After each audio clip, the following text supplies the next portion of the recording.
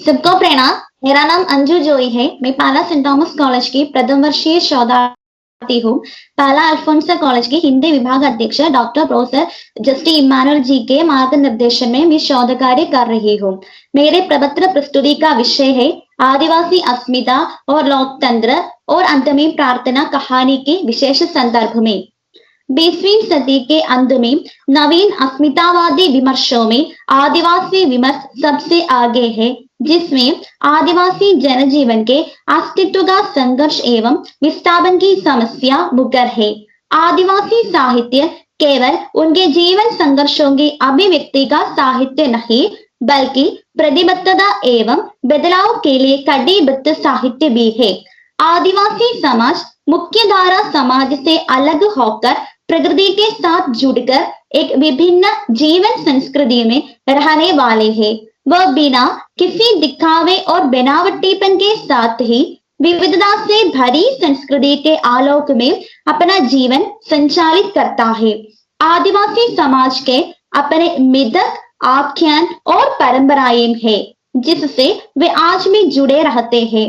आदिवासी लोग दशकों से अपने अधिकारों एवं सांस्कृतिक सुविधाओं से वंचित है। सविता सिंह के शब्दों में दलित और स्त्री विमर्श की तरह आदिवासी विमर्श ने भी स्वानुभूति और सहानुभूति जैसे सवालों के माध्यम से अनुभूति की प्रामाणिकता को केंद्र में रखा है। आदिवासी धरती के मूल निवासी के रूप में जाने जाते हैं।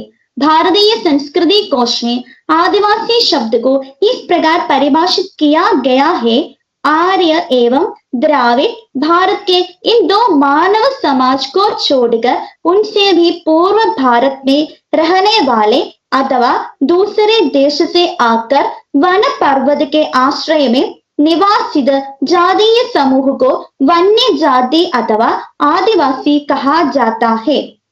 भारतीय संविधान में इन्हें अनुसूचित जनजाति के रूप में दर्ज किया गया है। इन जनजातियों का उद्धार ही आदिवासी साहित्य का लक्ष्य है।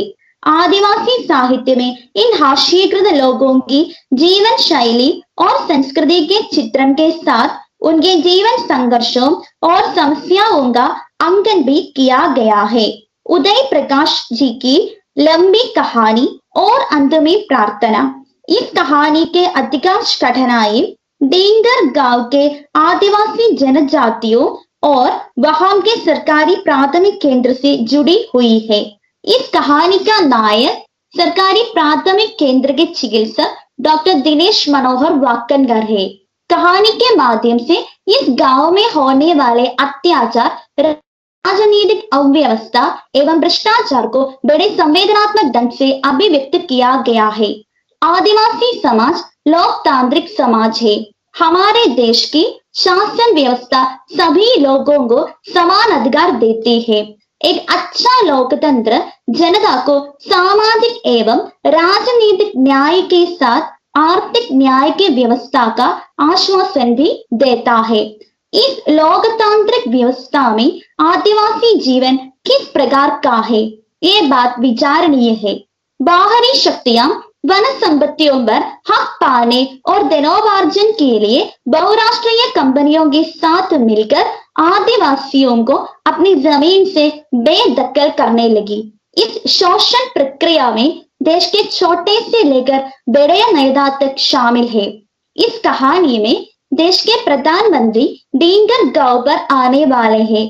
उनके आगमन का उद्देश्य वहां के आदिवासी लोगों की स्थिति देखना या गांव में हैजा फैलने से मर गए 16 बच्चों की लाश को देखना नहीं, बल्कि कॉर्पोरेट कंपनी के कारखाने का शिलान्यास है।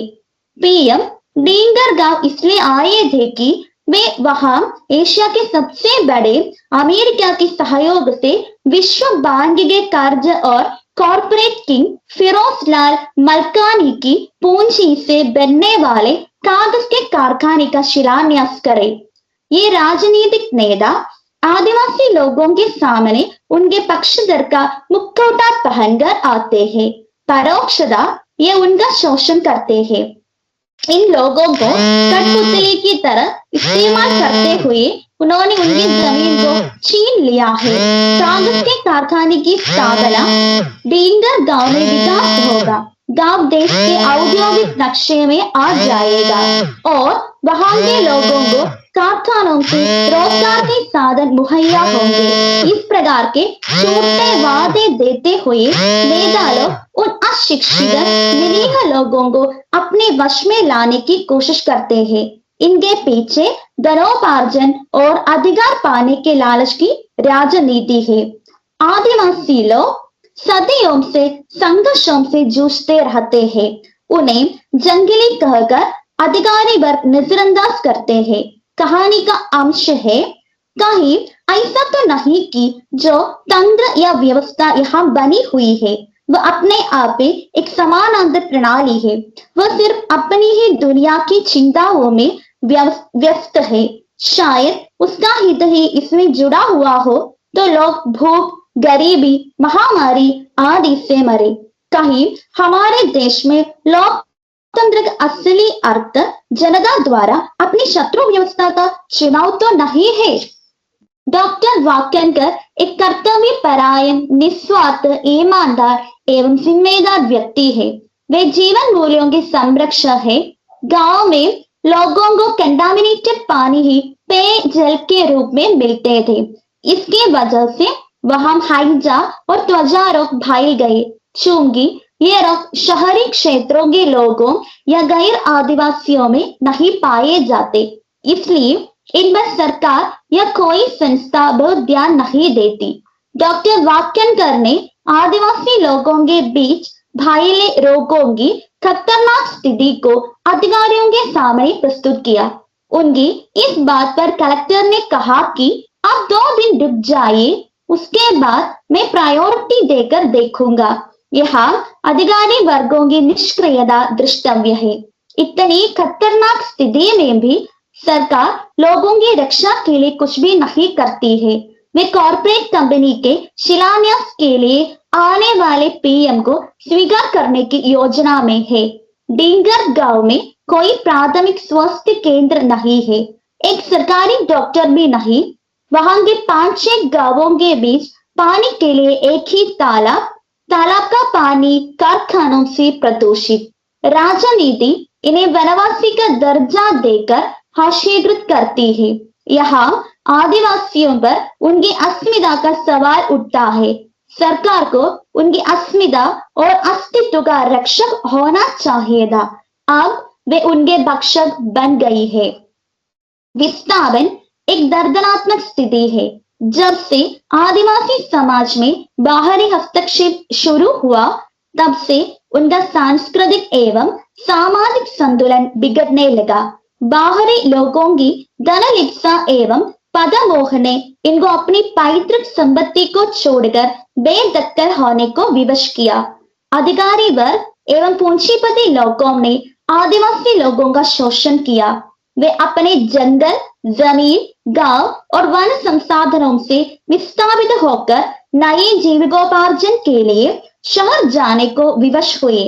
विस्थापन की समस्या हम और अंत में प्रार्थना कहानी में देख सकते हैं। किसी न किसी तरह धन इकट्ठा करने के लक्ष्य में मानव प्रकृति का शोषण करता है।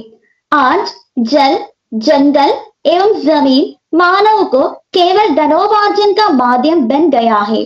आदिवासी लोग वन संपत्ति के हकदार है। राजनीतिक नेता एवं अन्य अधिकारियों ने उनके हकों को छीन लिया। उनके इस अमानवीय व्यवहार में भंग से हुए आदिवासी लोग अपनी विरासत, पैतृक संपत्ति और जंगली संसाधनों को छोड़कर विस्थापित होने को विवश हुई। डींगर गांव के आदिवासी लोग इस भ्रष्ट व्यवस्था के विरुद्ध आवाज उठाने में असमर्थ थे। सरकार ने विकास के नाम पर आदिवासियों के प्राकृतिक संसाधन को उजाड़ना शुरू किया।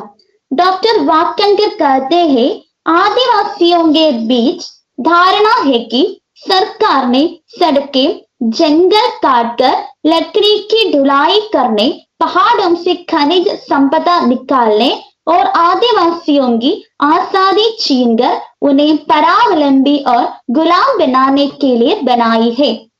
बाहरी शक्तियों ने विकास के नाम पर जल, जंगल, पहाड़, नदियां और प्राकृतिक संसाधनों पर लगातार हस्तक्षेप किया। आधुनिक जीवन शैली के कारण पर्यावरण पर होने वाले दुष्प्रभाव दिन प्रतिदिन बढ़ाने लगे। डींगर गांव के आदिवासी लोगों को काम देने का वादा देकर जंगलों में कारखानों का निर्माण किया गया। इसका निर्माण आदिवासी जनता की जमीन को उनसे हड़पने की रणनीति थी। अगरिया, बामसोर, मिम्मा, डींगर आदि जातियों की पारंपरिक दस्तकारी का कुटीर उद्योग खत्म हो जाएगा। यहाँ के असली और बहुत पुराने बाशिंदों के खेती बाड़ी कारखाने के विस्तार के लिए जाएंगे। कारखानों के निर्माण से डींगर गांव का विकास नहीं, विनाश ही हुआ। सरकार की विकास नीति एवं बहुराष्ट्रीय कंपनियों के आगमन से वहां के लोगों की उन्नति नहीं, उनकी अवनति ही हुई। विकास के नाम पर उन लोगों को अपनी पैतृक संपत्ति, रोजी रोटी, मूलभूत अधिकार सब कुछ नष्ट हो जाएगा। सरकार ने एशिया के सबसे बड़े कागज के कारखाने के निर्माण के बजाय आदिवासी लोगों से इनकी संपत्ति हड़प ली। अधिकारी वर्गों ने इन लोगों को अपने पक्ष में लेने के लिए उनको वादा किया कि उन्हें नौकरी और जमीन मिल जाए, देश का विकास हो जाए, लेकिन उन्हें पीछे धकेल दिया गया। आदिवासी अस्मिता को मिटाने वाले विस्थापन की समस्या सदियों से आ रही है। वे केवल अपने जंगलों, संसाधनों और गांवों से ही बेदखल नहीं हुए, बल्कि अपने मूल्यों, नैतिक अवधारणाओं, भाषाओं, विरासतों और जीवन शैलियों से ही बेदखल कर दिए गए। आदिवासी समाज अपनी अस्मिता एवं विकास की बाट जोह रहा है। सरकार की उदासीन नीतियों के कारण उनकी स्थिति ज्यों की त्यों ही है। आदिवासी लोग प्रकृति माता की पूजा करते हैं। आदिवासी लोग प्रकृति से जुड़े रहने वाले हैं। उनके पूर्वज यहाँ की भूमि पर हजारों वर्षों से रहते आए हैं। उनके पास पारंपरिक औषधि और जड़ी बूटियों की जानकारी है। विकास के नाम पर ये सब नष्ट हो गए हैं। यूकैलिप्टस का जंगल ज्यादा पानी खींचेंगे। डींगर गांव की धरती का जल स्तर नीचे खिसकता जाएगा। कुओं में पानी नहीं होगा। खेत अनुपजाऊ जमीन परती होती जाएगी। वनस्पति जगत और ऋतुओं के बीच अब तक चला आता पर्यावरण संतुलन बदल जाएगा। पर्यावरण प्रदूषण उत्तर आधुनिक संस्कृति की प्रमुख समस्याओं से एक है। पर्यावरण के बिना मानव जीवन का कोई अस्तित्व ही नहीं है। वर्तमान स्थिति में प्रकृति के हर क्षेत्र प्रदूषित है। कारखानों से भेंगे रसायन जल स्रोतों को प्रदूषित करती है। डींगर गांव के आदिवासी लोग जिस तालाब से पानी लेते थे, वह कारखानों से भेंगे गए रासायनिक अवशेषों से प्रदूषित है। जल का अविवेकपूर्ण उपयोग, नदियों में भेंगे गए प्रदूषित अपशिष्ट जल, औद्योगिक कचरा, जहरीली गैस, रासायनिक अवशेष, ये सब जल स्रोतों को प्रदूषित करते, साथ ही वायु भी प्रदूषित होती है। लोग बीमार होने लगे। जल और जंगल की समस्या आदिवासी जनता को ही नहीं, समस्त मानव जाति के लिए हानिकारक है। पर्यावरण हमारे जीवन का अभिन्न अंग है। अफसोस की बात यह है कि मानव की स्वार्थ पूर्ति, औद्योगिक विकास योजनाएं वन संसाधनों का दोहन करता है। प्राकृतिक शोषण एवं पर्यावरण प्रदूषण के कारण पारिस्थितिक संतुलन बिगड़ती जा रही है। स्वच्छ हवा, पानी, उपजाऊ मिट्टी और संसाधनों के बिना मानव को आगे बढ़ना मुश्किल है। पारिस्थितिक संरक्षण हमारा दायित्व है। और अंत में प्रार्थना। कहानी का नायक डॉक्टर वाक्यांकर सरकारी प्राथमिक केंद्र के चिकित्सक एवं राष्ट्रीय स्वयं सेवा संघ के सदस्य है। वर्तमान प्राद्योगिक व्यवस्था कायम करने के लिए तमाम भ्रष्ट अधिकारी वर्ग, राजनीतिक सत्ताधारी, कर्मचारी वर्ग सब अपने खिलाफ आवाज उठाने वालों को गुंडागर्दी के सहारे कब्जे में लाते हैं। डॉक्टर वाकनकर अन्याय एवं अत्याचारों के खिलाफ आवाज उठने वाले निष्ठावान, लग्नशील एवं ईमानदार पात्र है। उन्होंने जिले के जिन भ्रष्ट और रिश्वतखोर सरकारी अधिकारियों और कर्मचारियों की सूची तैयार की थी, जिसे नेताओं ने दबा लिया। अधिकारियों और पूंजीपतियों के सामने सत्य एवं प्रतिरोध का स्वर पराजित हो गई। हरवंश पंडित की मृत्यु पर भी डॉक्टर वाकनकर अपना आक्रोश प्रकट किया। इसे व्यक्त करते हुए उन्होंने डॉक्टर डी.एन. मिश्रा को एक पत्र लिखा। इसमें साफ साफ लिखा था कि हरवंश पंडित के हत्यारे डॉक्टर डी.एन. मिश्रा ही है। डॉक्टर मिश्रा जैसे भ्रष्ट और लालची डॉक्टरों की वजह से इस देश में एक नहीं हजारों निर्दोष मरीजों की मौतें हो रही है। जीवन के प्रति बेफिक्र रहने आसान बात नहीं है, लेकिन समाज के उच्च वर्ग एवं सत्ताधारी मनुष्य के जीवन के साथ मौत का दानवी और आपराधिक खेल खेल रहे हैं। इस कहानी के पात्र हरिवंश पंडित या तुकाराम महाराज की मृत्यु चिकित्सा क्षेत्र में फैले हुए भ्रष्टाचार एवं शोषण का नतीजा है। अस्पताल के वरिष्ठ चिकित्सक डॉक्टर डी.एन. मिश्रा ने एक्सपायरी के बाद की दवाई इंजेक्ट करने से हरिवंश पंडित नामक आदमी की मृत्यु हुई। डॉक्टर वाकनकर इसके विरुद्ध कई बार आपत्ति प्रकट की। इस पर नाराज होकर डॉक्टर वाकनकर का तबादला डींगर गांव के आदिवासी इलाका में किया गया। हरवंश पंडित की मृत्यु दोष डॉक्टर वाकनकर पर चढ़ाया गया, इसलिए उनके प्रमोशन, तबादला सब बंद हो गया। भ्रष्टाचार की समस्या केवल सरकार प्राथमिक केंद्र में ही नहीं बल्कि तमाम क्षेत्रों पर फैली हुई है। पुलिस थाने के हवलदार पांडे ने छात्रों की भीड़ पर गोली चलाई और कोतमा गांव के सामुदायिक शांति समिति का सदस्य तौफीक अहमद की मृत्यु हुई। पुलिस अधिकारियों और सिविल सर्जन ने तौफीक की पोस्टमार्टम रिपोर्ट बदलना चाहा, क्योंकि ये कई पुलिस वालों के करियर का सवाल था। उनके अनुसार तौफीक की मृत्यु गोली मारने से नहीं, पत्थर लगाने से हुई है। रिपोर्ट बदलने की आवश्यकता को डॉक्टर वाकनकर ने इनकार किया। डॉक्टर वाकनकर सच्चाई के पक्षधर है।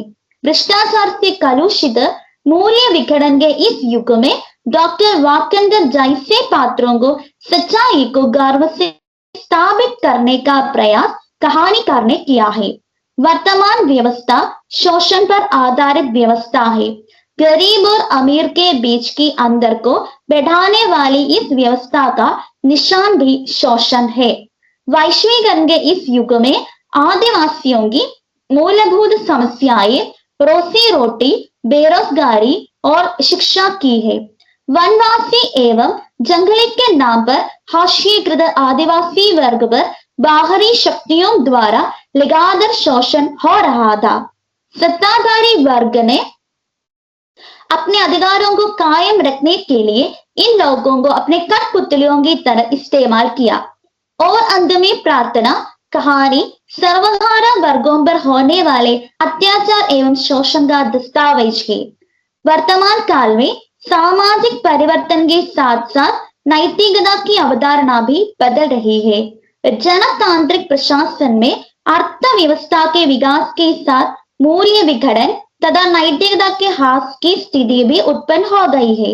सब लोग अपनी स्वार्थ सिद्धि के लिए टेढ़े रास्ते अपनाने लगे, जहां ईमानदार व्यक्ति को कोई कद्र नहीं होता। अधिकार केंद्र में रहने वाले लोगों के विरुद्ध ईमानदार व्यक्ति लड़ता है तो उसे भी अंत में हार मानना पड़ता है।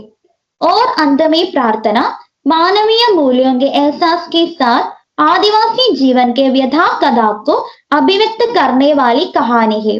ज्ञान एवं संवेदना के धरातल पर रची गई इस कहानी में आदिवासी हाशिएकरण, विस्थापन, प्रकृति प्रदूषण, शोषण एवं उत्पीड़न का विभिन्न पहलुओं को उजागर किया है। समाज में होने वाले भ्रष्टाचार, स्वार्थ, पतमोह, धनलिप्सा जैसे अमानवीय व्यवहार और आदिवासी जीवन पर होने वाले शोषण का मार्मिक चित्रण इस कहानी में अभिव्यक्त किया गया है। इस कहानी का लक्ष्य सामाजिक राजनीतिक भ्रष्टाचार का खुला चित्रण करना और आदिवासी जीवन संघर्ष को समाज की मुख्य धारा में लेकर आना ही है। प्रस्तुत कहानी आज की बेईमानी, कर्मनिरता एवं मूल्य विघटन को प्रस्तुत करने के साथ आदिवासी संघर्ष गाथा का बयान भी करती है। वर्तमान व्यवस्था में भारतीय समाज और जनता जिस अमानवीय स्थितियों से गुजरते हैं, इसका एहसास इस कहानी में उपलब्ध है। उदय प्रकाश की कहानी और अंत में प्रार्थना वास्तव में आज की व्यवस्था में बेईमानी की कर्मनिरता और ईमानदारी की असमर्थता और विवशता को प्रकट करती है। इतना कहकर मैं अपनी प्रस्तुति समाप्त करती हूँ। धन्यवाद। बहुत बहुत धन्यवाद अंजू जोई।